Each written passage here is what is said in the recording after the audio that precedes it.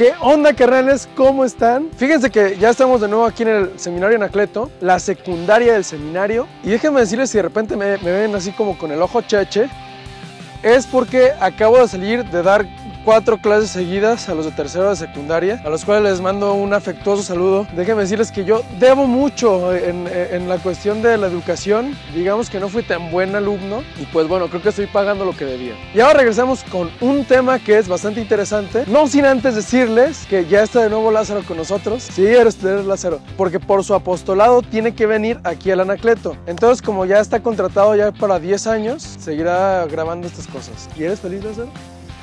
El tema del día de hoy creo que es bastante interesante y les va a encantar a todos. Como siempre nos planteamos una pregunta y desde esta pregunta ya deshilamos el tema. Y la pregunta es la siguiente: ¿por qué se dice que la iglesia es retrógrada? Esta es la neta sobre la fe y la ciencia. Como principio nos planteamos que hay muchos que piensan, creen o consideran que la fe y la ciencia son dos caminos distintos que llegan a dos finales distintos, como si la fe se enfocara a puros mitos y cuentos o puras creencias así como del corazón, sentimientos y demás, y la ciencia solamente se refiriera a cuestiones de la razón. Y ya muchos dicen entonces que la iglesia se opone completamente a todas las cuestiones que progresan en cuestión de razón, como si tuvieran miedo de que dijeran algo en contra de ella. Pero nos damos cuenta de que históricamente la iglesia ha sido siempre la que encabeza cuestiones de ciencia. Desde el principio ella fue la que puso pautas y demás para el avance científico. Y en la iglesia encontramos a los mejores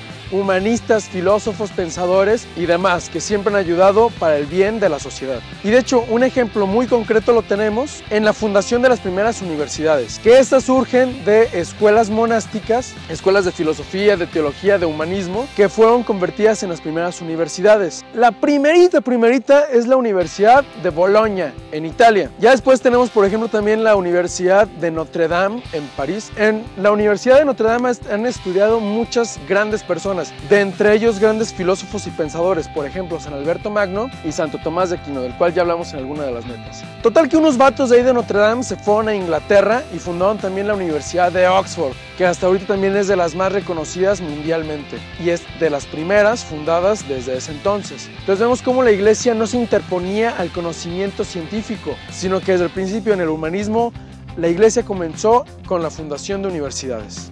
El medioevo, que decían que es la época más oscura, es iluminada por la iglesia gracias al conocimiento. Entonces dijimos que en la Universidad de Notre Dame había estudiado San Alberto Magno. Y este es uno de los primeros personajes de los cuales vamos a hablar. Porque fíjense que a pesar de ser un clérigo, tiene un corpus, es decir, escritos, amplísimos en cuanto al campo de conocimiento. Por ejemplo, escribió sobre lógica, metafísica, matemáticas, física y química, medicina y astronomía, fisiología animal, filosofía y teología. Es decir, todos los campos de conocimiento, como los grandes antiguos, antes lo hacían. No eran conocedores o sabios de un solo campo pequeño, sino que conocían sobre toda la realidad. Entonces imagínense un teólogo que también tiene conocimientos muy buenos de astronomía, de física y de química, de medicina. Eso es de lo mejor. No sé si conocen quién es el padre de la genética. Pues si no lo conocen, se los presento. Se llama Gregorio Juan Mendel, es decir, Gregor Johann Mendel. Total que él, siendo un monje, imagínense nada más un monje así que está adentro encerrado en un monasterio, él inventó unas leyes que siguen rigiendo la genética actualmente, las leyes de Mendel. Y eso lo descubrió a partir de unos estudios que hizo a unos chícharos y cómo genéticamente iban cambiando unos y otros con los experimentos que realizaba, injertando, etcétera, ¿no? De esas cosas que uno medio conoce y medio no, pero Gregor Mendel, padre de la genética. Y luego también, otra pregunta, no sé si han escuchado del Big Bang. Total que el Big Bang es una teoría de astrofísica que dice que el universo está en expansión y que todo esto comenzó porque en un momento hubo un átomo primigenio que después explotó. Esta teoría todavía es defendida por muchos, al menos en la cuestión de la expansión del universo, y esta teoría fue propuesta por el siguiente personaje, que es Jorge Enrique José Eduardo Lamarck, conocido más aquí entre los compas como George Lamarck. Él fue de Bélgica y aparte de ser astrofísico belga, también era sacerdote católico. De hecho, antes sacerdote que astrofísico. Y hasta fue muy buen amigo de Albert Einstein. Como anécdota contamos que al principio Georges Lamaître le había dicho a Einstein en qué estaba mal de su teoría. Total que Einstein no le hizo caso y total medio se pelearon y allá andaban con un estira y afloja. Y al final se hicieron muy buenos amigos. Tan así que Einstein dijo que el único que entendía perfectamente su teoría de la relatividad era Georges Lamaître. Insisto, sacerdote belga y astrofísico. Y dicen que la iglesia está en contra de la ciencia. Y ya por último nos vamos con una pequeña anécdota de un gran químico que es Louis Pasteur. Bueno, de hecho también como antes tenían nombres medio raros, era Louis Juan Pasteur, Louis Jean Pasteur.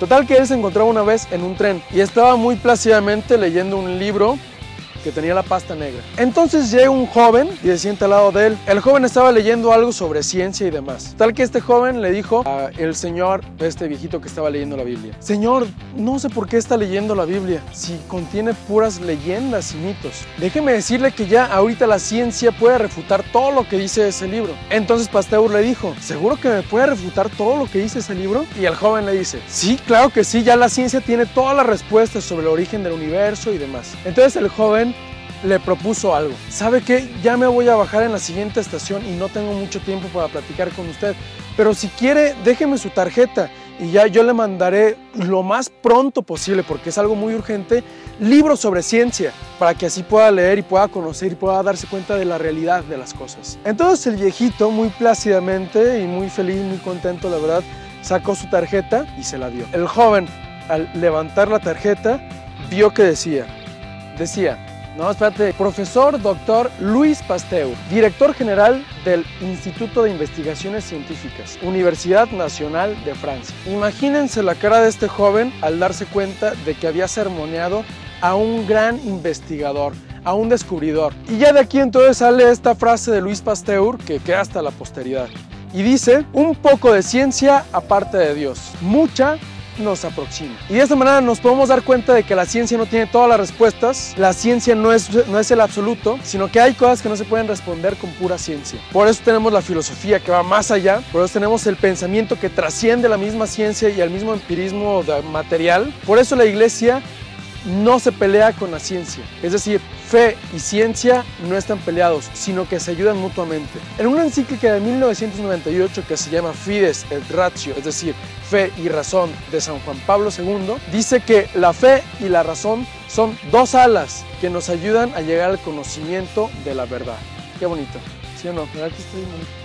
Ya con eso terminamos diciendo que la iglesia no es retrógrada, sino que siempre ayuda al conocimiento de lo mejor y siempre ayuda al conocimiento del bien y siempre ayuda al conocimiento de la verdad. El problema es que muchas veces la ciencia o la gente de ciencia está progresando, pero no hacia el bien, sino hacia el mal. Y a eso claro que la iglesia, y no solamente la iglesia, sino todos nos tenemos que enfrentar. Y pues bueno, ya terminamos con esta neta, creo que bastante sencilla, concisa, precisa, bien chida y de demás. Entonces, carnales, ya nos estamos retirando, ya nos estamos yendo. Muchas gracias por seguir con nosotros. Les seguimos diciendo que estamos en YouTube para que se suscriban, en Facebook para que den like y en Twitter para que nos sigan. Carnales, muchas gracias, Dios les bendiga. Yo me estoy yendo, ya estoy aquí en el Anacleto y ya no tengo clases ahorita.